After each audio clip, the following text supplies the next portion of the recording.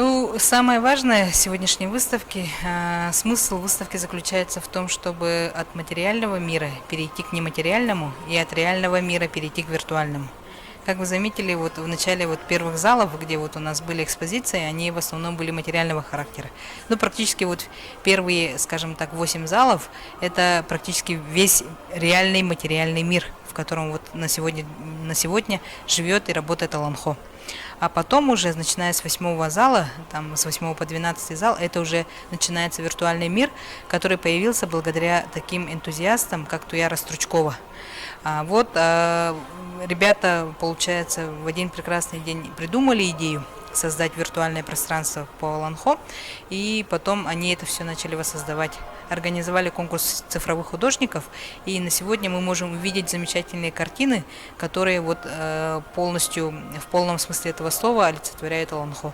Но это, мне кажется, для молодежи, для школьников, для воспитанников детского сада очень даже неплохое начало, имеется в виду увидеть для себя и открыть мир Аланхо, потому что это на их языке все сделано. Что касается первой части выставки, это у нас выставка называется «Путь Аланхо. Длиной век». То есть мы тут, получается, в начале, в самом первом зале у нас в виртуальном пространстве все равно, тем не менее, находятся наши выдающиеся лонгосуты, вот их можно увидеть. А потом дальше уже идут археологические раскопки, да, и потом вещи, про которых не стоит забывать. Соответственно, они тоже упоминаются и в определенных там текстах Аланхо, которые вот мы знаем, да. Дальше зал у нас идет по книжной библиотечной системе. Тут получается библиотека, книга это наше все на самом деле, да, и тем более, что мы являемся одной из читающих республик Российской Федерации. И вот эти книги, к которым мы привыкли, бумажные книги, которые вот, внутри которого живет Аланхо, тоже это является тоже такой задумкой, чтобы они в обязательном порядке были. И мы продумали более такое советское пространство, которое вот было, да, а потом дальше идет уже театр Аланхо, материальное воплощение, и с одной стороны воплощение в искусстве Аланхо получается. Потом история идет с кузнецами. Кузнецы это непрерывная часть также Аланхо. Также потом идет материалы музея музыки и фольклора и музея Хамуса, где Хамус также, и кроме того, сам музей музыки и фольклора тоже имеет очень большое количество экспонатов, которые посвящены непосредственно Аланхо.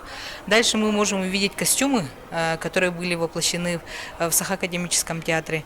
А также вот потом у нас все это дело переходит в большой круглый зал, где мы можем увидеть образы Аланхо Августины Николаевны Филипповой, нашего выдающегося мастера, который вот тоже ручной работой, имеется вот красивыми вот элементами, показывает тоже мир Аланхо из своей точки зрения. А потом уже мы постепенно переходим в виртуальное пространство. На самом деле организовывать такие выставки, многие считают, что достаточно сложно. Но когда собирается много энтузиастов и, кроме того, еще профессионалов, которые все это дело объединяют в одно целое, тогда превращается все это в магию, и мы приходим просто в мир Аланхо. Все.